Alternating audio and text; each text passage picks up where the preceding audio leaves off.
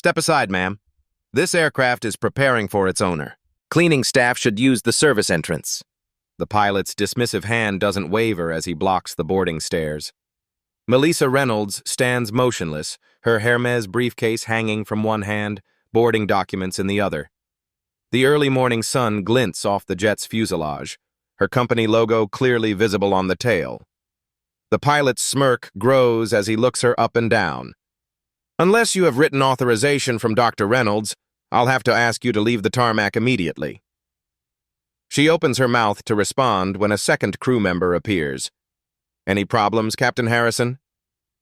Will she immediately reveal her identity, or is there a strategic advantage to this case of mistaken identity? The day begins with promise for Melissa. Her alarm chirps at 5:30 a.m., giving her ample time to prepare for the crucial Seattle meeting.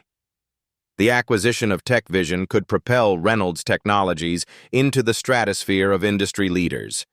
Everything must go perfectly. The car service arrives exactly on schedule, a sleek black Escalade that glides through the pre-dawn Manhattan streets. Her driver, an older gentleman with salt and pepper hair, glances at her through the rearview mirror. Dr. Reynolds, I recognized your name from the reservation. Just saw you in Fortune's 40 Under 40. Congratulations. Melissa offers a polite smile. Thank you. That was unexpected. The drive to Teterboro Airport passes quickly. When they arrive at the private terminal, the glass and steel structure gleams in the rising sun. Inside, the terminal bustles with early morning activity. Executives in tailored suits clutch coffee cups and briefcases, preparing for their own journeys. At the counter, a white businessman receives effusive service. The staff members smile, never faltering as she processes his documents with swift efficiency. Have a wonderful flight, Mr. Whitman. Your usual scotch will be waiting on board. When it's Melissa's turn, the same staff member's smile dims slightly. Her eyes flick between the reservation and Melissa's face twice. ID, please, she says flatly.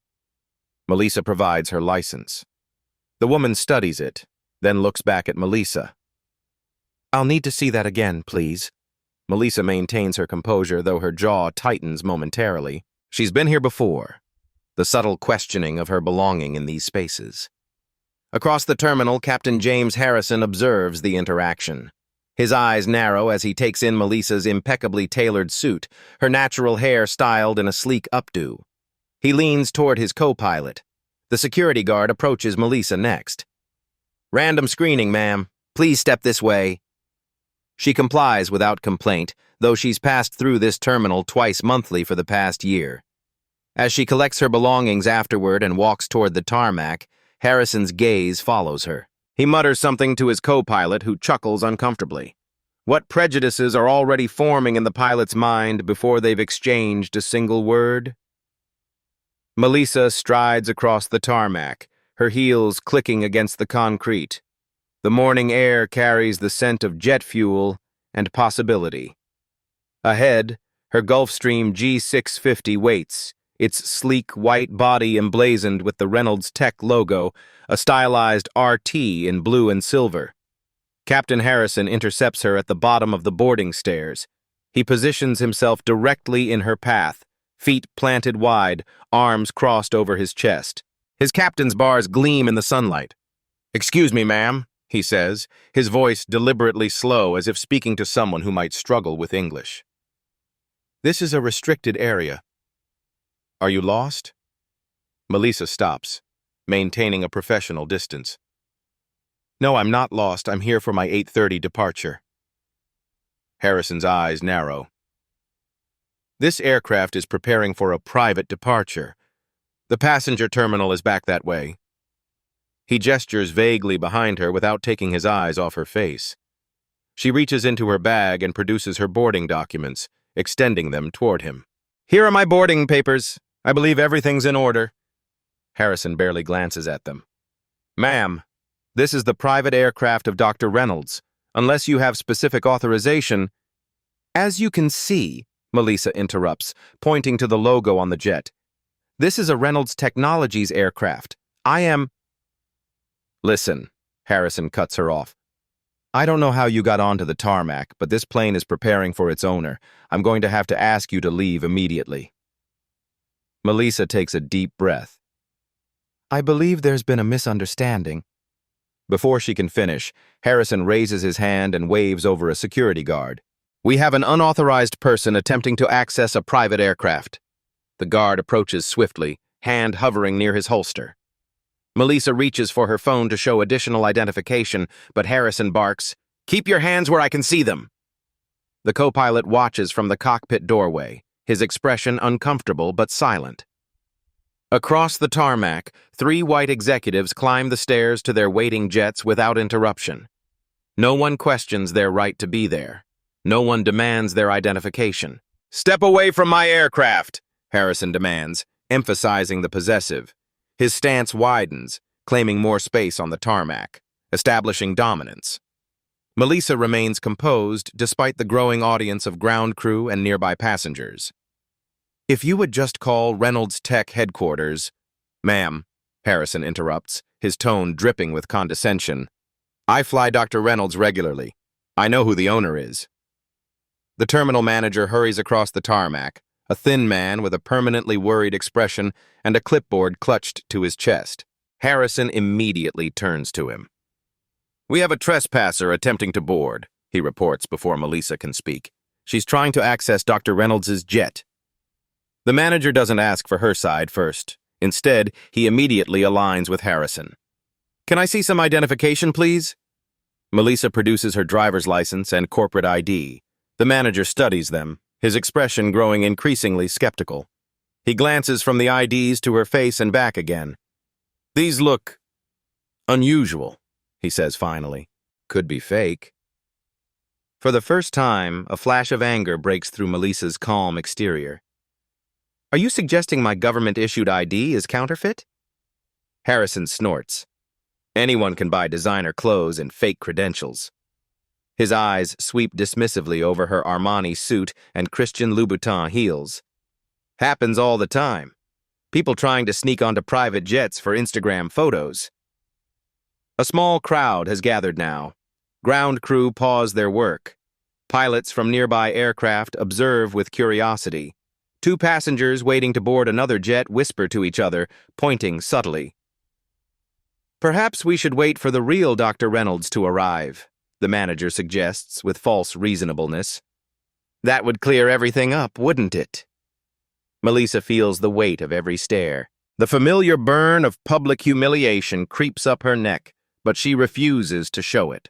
Years of being the only black woman in boardrooms, at conferences, in first-class lounges, all have prepared her for this moment. I'd like to make a phone call, she says evenly. The manager and Harrison exchange glances. Fine, the manager concedes, but don't leave this area. As Melissa steps away, phone in hand, she overhears Harrison speaking to his co-pilot in a voice just loud enough to carry. Can you believe these people? Always trying to be something they're not. The co-pilot shifts uncomfortably but says nothing. Melissa's fingers tighten around her phone. Her reflection in its black screen shows a woman at a crossroads.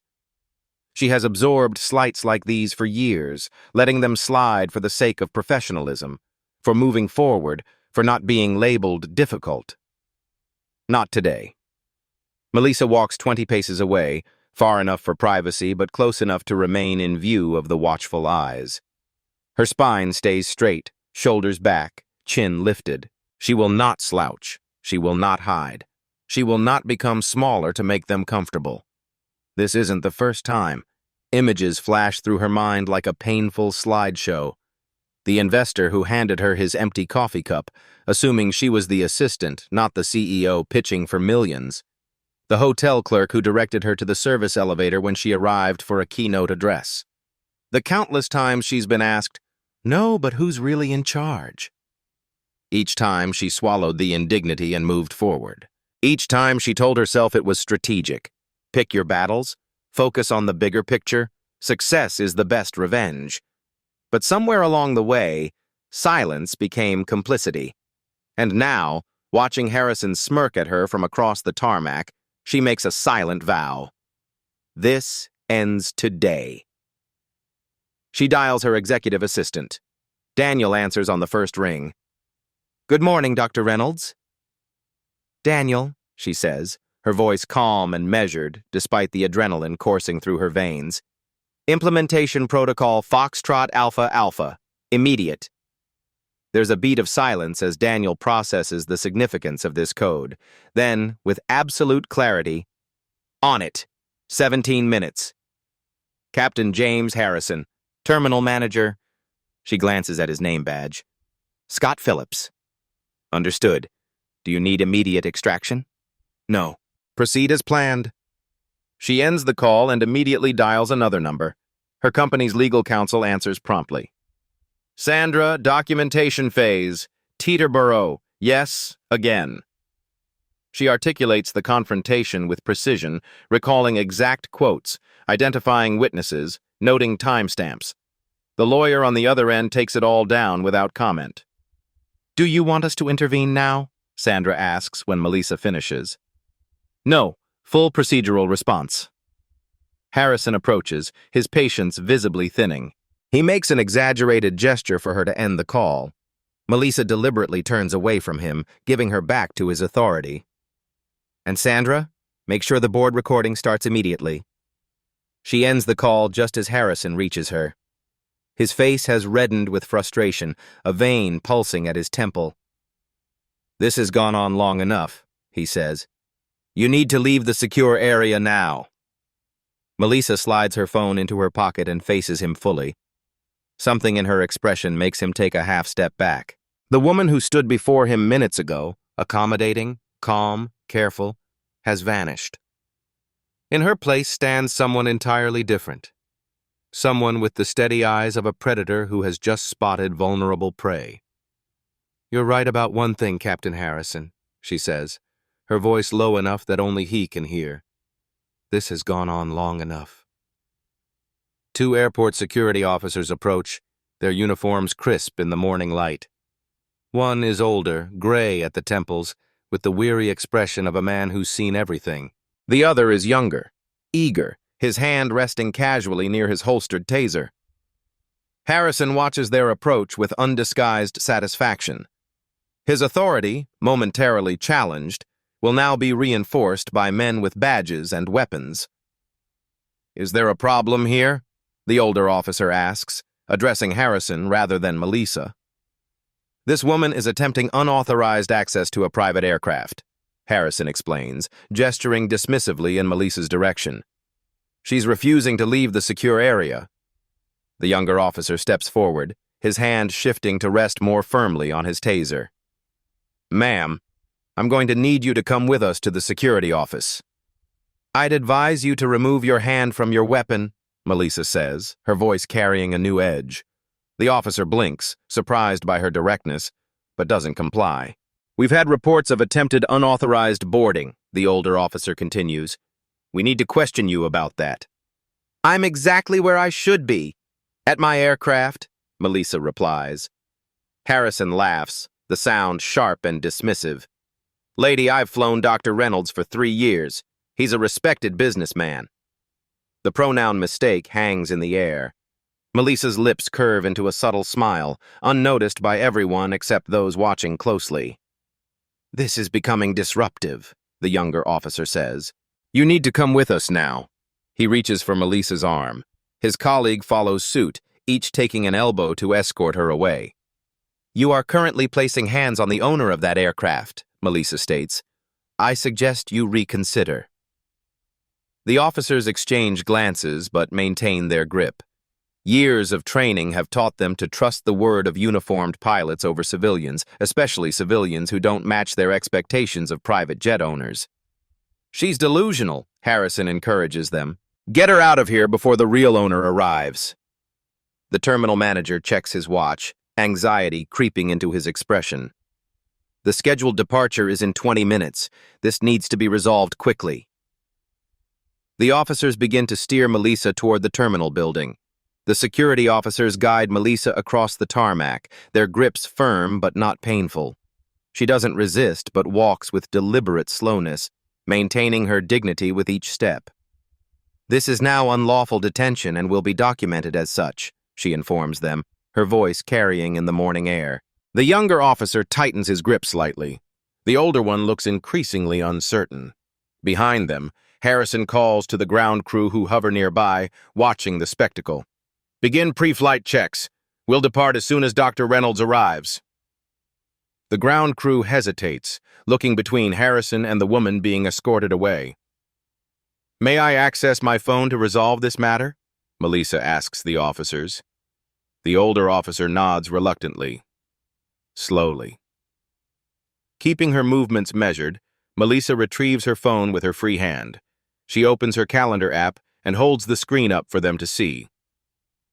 "Teterboro departure, 8:30 a.m., G650, Captain Harrison piloting," she reads aloud. "This is my scheduled flight." The younger officer's grip loosens slightly as he peers at the screen. He looks to his partner, uncertainty creeping into his expression. "That doesn't prove anything," the terminal manager interjects, hurrying to catch up with them. "Anyone could create a fake calendar entry." Melissa turns her attention to Harrison, who stands watching with arms crossed and satisfaction etched across his features. "Who exactly are you expecting to pilot today?" she asks him directly. Harrison straightens, pleased to have the opportunity to expose her deception. "Dr. Marcus Reynolds, CEO of Reynolds Technologies." "And you've met Dr. Reynolds personally?" Melissa queries, her tone innocently curious. "Many times," Harrison boasts with absolute confidence. "He's about my height, distinguished gray at the temples. A real gentleman." Melissa's eyebrow arches slightly at the complete fabrication. She's never met this man before today, and she certainly doesn't have gray temples. The security officers exchange glances, sensing the shifting dynamic but uncertain how to proceed. The terminal manager fidgets with his clipboard, sweat beading on his forehead despite the cool morning air. Before anyone can speak again, the distinctive sound of tires on tarmac draws their attention. A black town car speeds toward them, driving faster than regulations permit in the restricted area. The town car stops with precision, its tires barely squealing against the concrete. The driver's door opens and a man emerges, tall, lean, in a perfectly tailored charcoal suit. Daniel Chen, Melissa's executive assistant for the past 5 years, steps onto the tarmac carrying a leather portfolio. Harrison straightens, his expression shifting to anticipation. This must be the real Dr. Reynolds arriving, male, as he expected, though not matching the description he fabricated moments ago. Daniel walks directly toward Melissa, ignoring the security officers, Harrison, and the terminal manager. His stride is purposeful, his expression professionally neutral. "Dr. Reynolds," he addresses Melissa with crisp formality, "I have the documents you requested." The security officers freeze, their hands still on Melissa's arms. Harrison's satisfied expression falters, confusion taking its place. "Nice try," Harrison recovers quickly. "This is clearly a coordinated attempt to—" Daniel opens the leather portfolio and hands Melissa several documents. She reviews them briefly, then presents them to the security officers and terminal manager. "My FAA credentials, aircraft registration in my name, and identification confirming I am Dr. Melissa Reynolds, owner of Reynolds Technologies and this aircraft." The terminal manager's complexion pales as he reviews the documents. The older security officer releases Melissa's arm immediately. His younger colleague follows suit a moment later, stepping back as if burned. Harrison pushes forward, grabbing the papers from the terminal manager's hands. "These could be elaborate fakes," he insists, desperation creeping into his voice. "I know Dr. Reynolds." Melissa straightens her jacket, smoothing away the wrinkles left by the officer's grip. "Clearly you don't," she replies evenly. "And now you never will, at least not as his pilot." For the first time, uncertainty flickers across Harrison's face. The implications of his error begin to penetrate his confidence. "Daniel," Melissa addresses her assistant without breaking eye contact with Harrison, "please inform the backup flight crew they're needed immediately." "Already done," Daniel responds. "They're clearing security now, part of the Foxtrot Alpha Alpha protocol." Harrison looks between them, realization dawning that this situation is spiraling far beyond a simple misunderstanding. Something more significant is happening, something carefully orchestrated. Melissa stands at her full height now, no longer making herself smaller to accommodate others' comfort. The early morning sun illuminates her features, highlighting the shift in her demeanor from accommodating professional to commanding authority. The security officers back away, muttering apologies. The terminal manager steps forward, his clipboard clutched to his chest like a shield. "Dr. Reynolds, please accept my sincere apologies for this unfortunate misunderstanding," he stammers. "If there's anything we can do to—" "We'll address your terminal's protocols later, Mr. Phillips," Melissa interrupts, her tone making it clear this conversation is far from over. Harrison remains planted in place, clinging to his rapidly disintegrating narrative. "There must be some mistake in the paperwork," he insists, though his voice has lost its earlier confidence. Melissa turns to face him directly for the first time since this confrontation began. The tarmac falls silent as she studies him, her gaze analytical and unrushed. "Captain James Harrison," she begins, her voice carrying effortlessly across the space between them.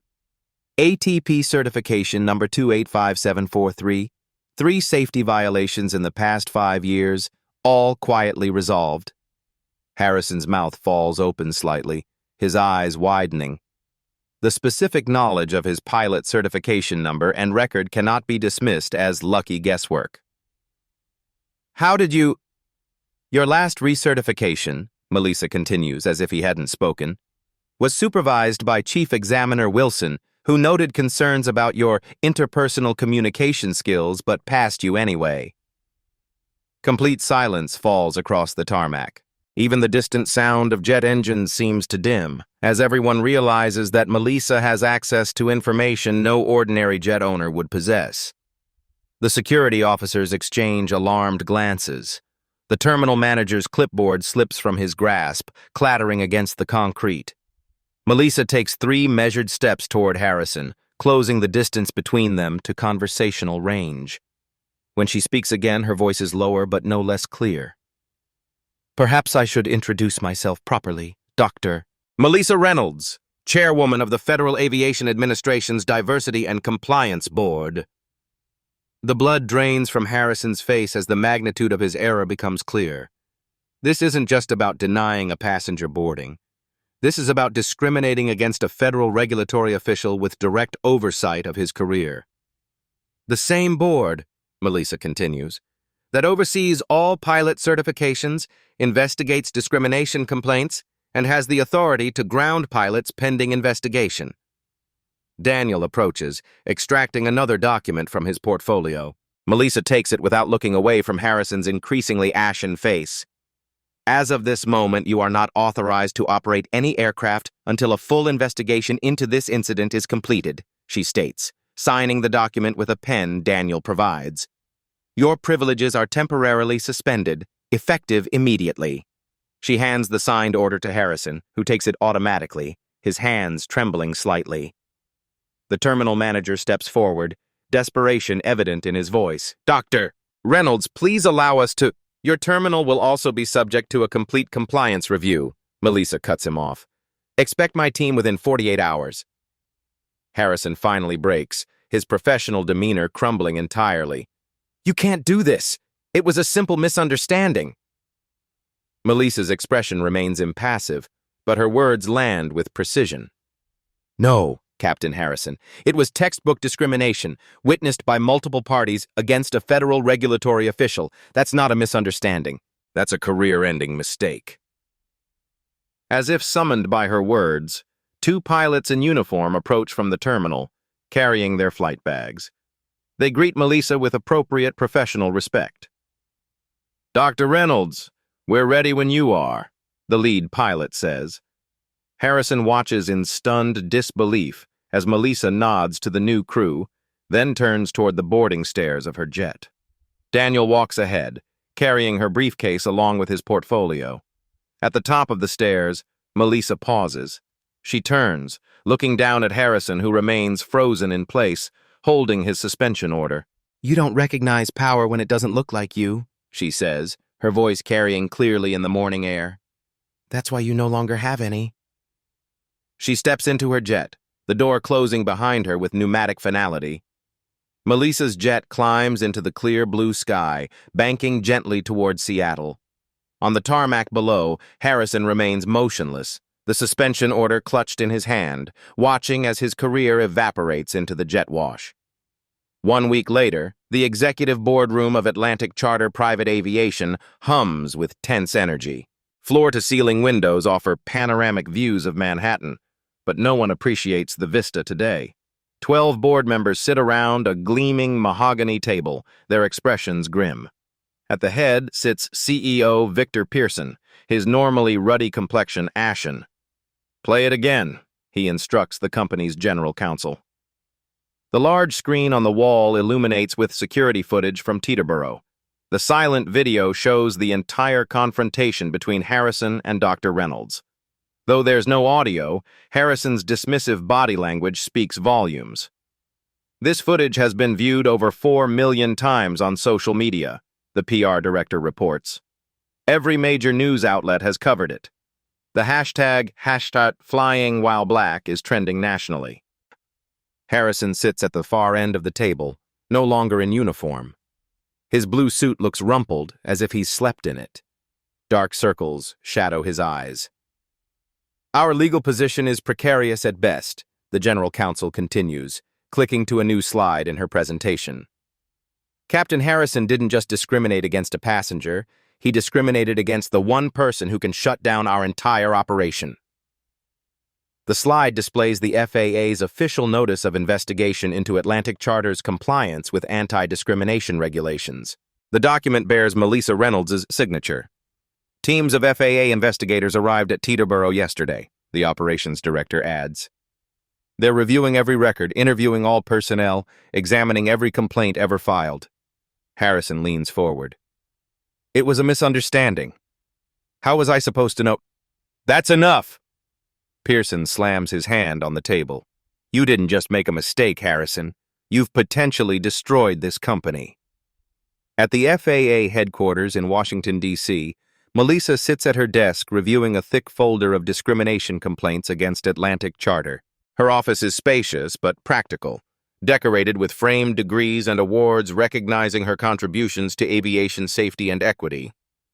An aide enters with another stack of files. "These just came in from our field office. 27 more complaints against Atlantic Charter over the past 5 years, all buried at the regional level." Melissa nods, unsurprised. "Add them to the investigation file." On a nearby screen, a news anchor reports, "The incident has sparked a nationwide conversation about discrimination in private aviation. Dr. Reynolds, who made history as the youngest person ever appointed to chair an FAA board, has called for a comprehensive review of the industry's practices." The footage cuts to Melissa at a press conference, her posture impeccable, her words measured and precise. "This isn't about one incident," she states to the assembled reporters. "It's about a pattern that has been ignored for too long. Every passenger deserves equal treatment regardless of race, gender, or appearance." 2 years earlier, Melissa sits in the Oval Office as the president signs her appointment papers. "The FAA needs someone who understands both the technical aspects of aviation and the human element," the president says. "Your experience as both an industry leader and someone who has faced discrimination gives you a unique perspective." Melissa thinks of all the times she's been dismissed, underestimated, mistaken for support staff rather than the CEO of a technology empire. "I'll use that perspective to create meaningful change," she promises. Back in Atlantic Charter's boardroom, the legal team delivers its final assessment. "We recommend terminating Captain Harrison immediately," the lead attorney states. "It won't solve all our problems, but it demonstrates our commitment to addressing the issue." "This is outrageous," Harrison protests, rising to his feet. 25 years of service, and you're throwing me under the bus for one misunderstanding?" "A misunderstanding?" The HR director's voice is incredulous. "You told her to use the service entrance. You claimed to know Dr. Reynolds personally and described him as a man with gray temples. You accused her of fabricating federal credentials. This wasn't a misunderstanding, it was discrimination, plain and simple. You've placed this entire company at risk, Pearson adds, his voice tight with controlled fury. The FAA could revoke our operating certificate. Do you understand what that means? 4,000 jobs, billions in contracts, all because you couldn't believe a black woman might own a private jet. The board votes unanimously. Harrison's termination is effective immediately. Security waits to escort him from the building. As he's led out, a junior staff member approaches with a small box. "Your personal effects, sir," she says, not meeting his eyes. The box contains photos from his desk, his logbook, and his pilot wings, removed from his uniform. The wings catch the light as Harrison takes the box, the gold emblem that has defined his identity for decades, now just a piece of metal in a cardboard container. At the Seattle headquarters of Reynolds Technologies, Melissa concludes her meeting with Tech Vision executives. The acquisition is moving forward despite her delayed arrival last week. As the room clears, her general counsel remains behind. Atlantic Charter has terminated Harrison, she informs Melissa. They're implementing company-wide bias training and have reached out about a potential settlement. Melissa nods. It's a start. But this was never about one pilot or one company. On her tablet, she reviews the draft of new FAA regulations, requiring bias training for all pilot certifications and renewals. The document represents months of work, accelerated by the high-profile incident. Schedule the congressional hearing, she instructs her assistant. It's time to push this forward. News montages play across screens nationwide. Atlantic Charter Aviation faces federal investigation following discrimination incident. FAA announces comprehensive review of private aviation industry practices. Congressional Transportation Committee to hold hearings on discrimination in aviation. Captain James Harrison, the pilot at the center of the controversy, has had his ATP certificate suspended pending a formal hearing. In his suburban New Jersey home, Harrison sits alone in his darkened living room, the television casting blue light across his features as he watches his career and reputation disintegrate in real time. On the coffee table, a half-empty bottle of scotch and his pilot's license, possibly for the last time. His phone buzzes with a text from a former colleague. Hearing scheduled. FAA doesn't lose these cases. Get a good lawyer. Harrison turns off the phone and pours another drink. Will Atlantic Charter's attempts to mitigate damage be enough, or is Melissa planning something far more sweeping than punishing one pilot and one company? The FAA hearing room embodies formal austerity. Wood-paneled walls surround a U-shaped table where 5 officials sit in high-backed chairs. American flags stand at attention behind them. The room smells of furniture polish and consequence. Harrison enters wearing his only suit that isn't a pilot's uniform. The navy blue jacket hangs slightly loose. He's lost weight in the 3 weeks since the incident. Beside him walks Martin Geller, an attorney specializing in aviation law, whose services cost more per hour than Harrison now earns in a week. The gallery holds a small audience: 2 journalists, representatives from Atlantic Charter, and several FAA officials observing the proceedings. Harrison avoids their gazes as he takes his seat at the respondents' table. The central door opens, and Melissa enters with 2 colleagues. She wears a charcoal suit with subtle pinstripes, her FAA credentials displayed on a lanyard. Harrison stiffens in his chair, watching as she takes her place at the panel table.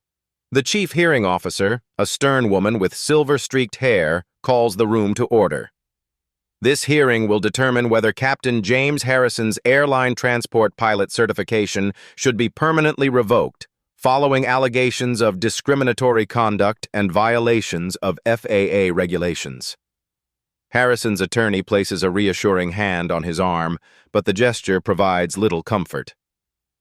Dr. Reynolds has recused herself from voting due to personal involvement, but remains present to provide testimony, the hearing officer explains.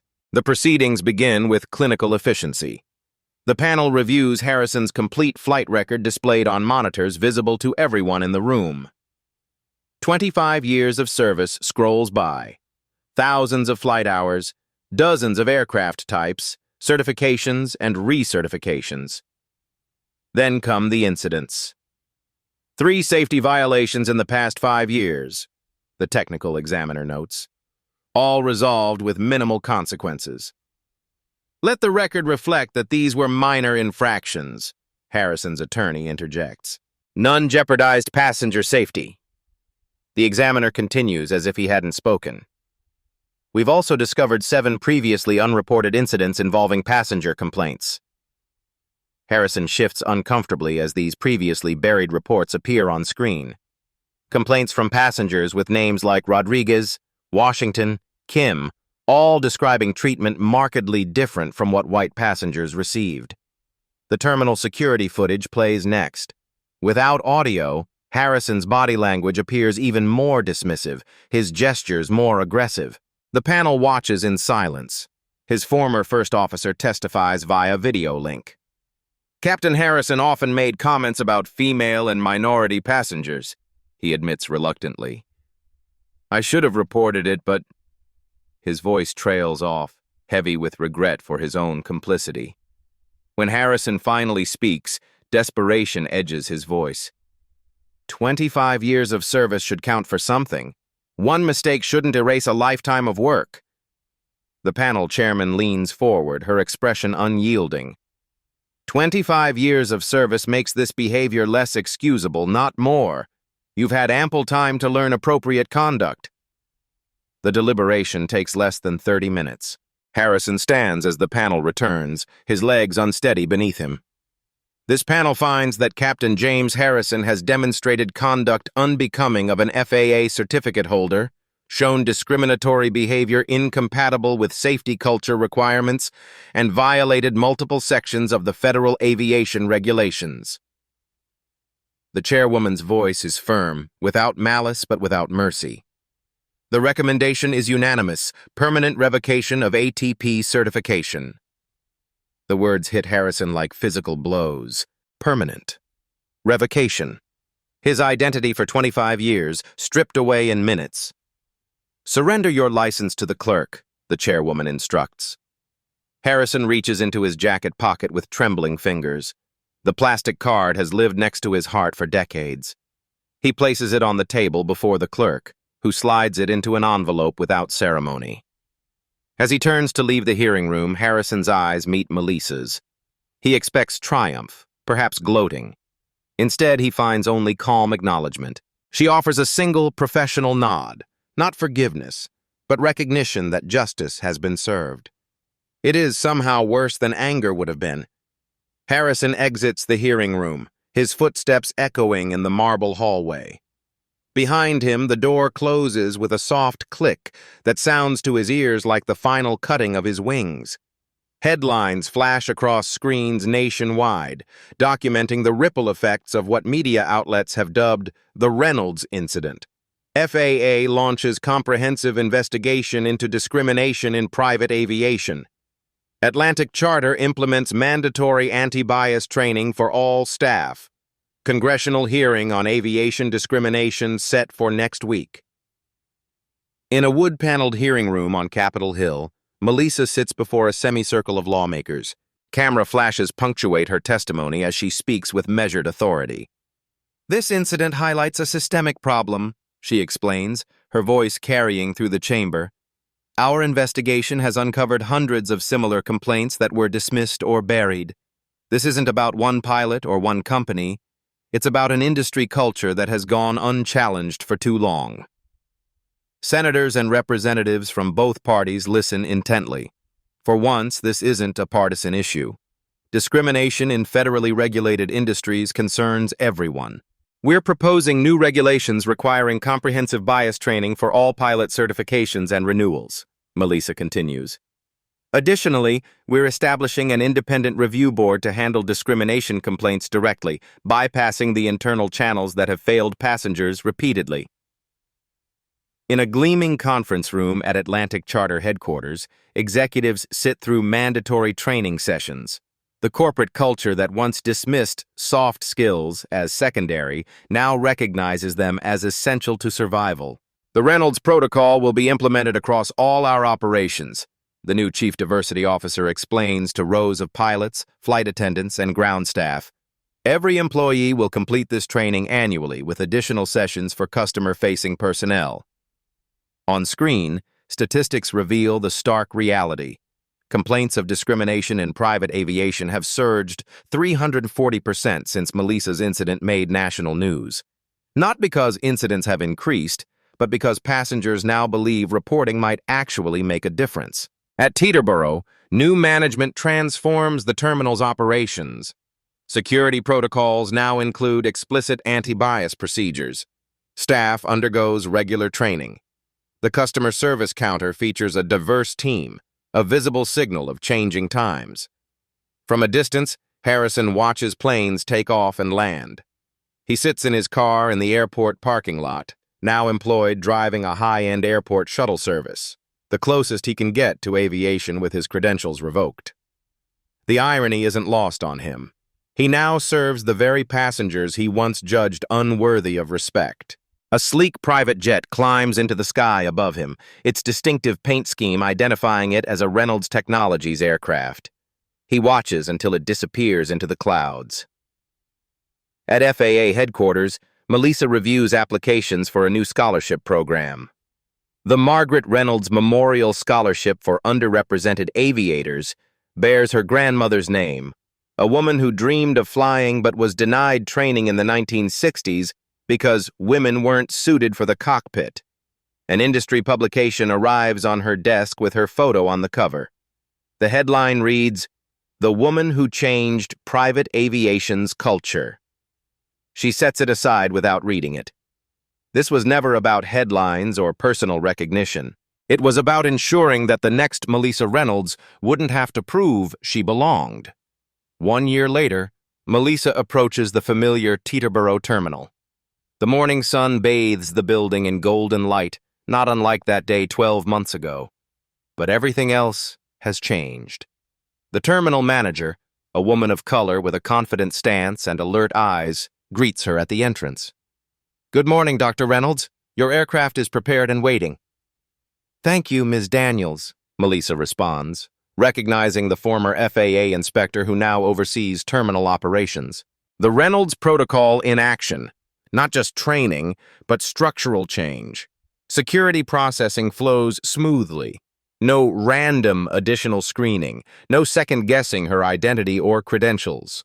Just professional courtesy extended equally to every passenger, regardless of appearance.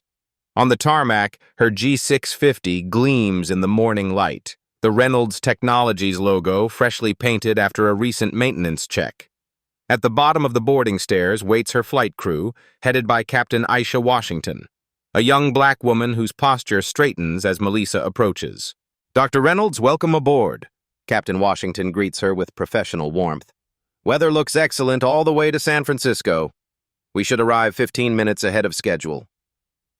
As they climb the stairs together, Captain Washington adds quietly, "I wanted to thank you personally. I'm a graduate of your scholarship program. Your advocacy changed the trajectory of my career." Melissa pauses, taking in the significance of this moment. "I'm glad to hear it, Captain. How are you finding Atlantic Charter as an employer?" "Transformed," Washington replies. "The old guard resisted at first, but the new policies have created space for people like me to succeed on merit alone." Inside the cabin, Daniel waits with her morning briefing prepared. As she settles into her seat, he provides updates on the day's agenda. "The acquisition team is ready for your arrival. Legal has cleared all remaining hurdles." He hands her a tablet displaying the latest figures. "And Reynolds Technologies stock opened 3 points up this morning following the announcement." "And the graduation ceremony this evening?" Melissa asks. "All arranged.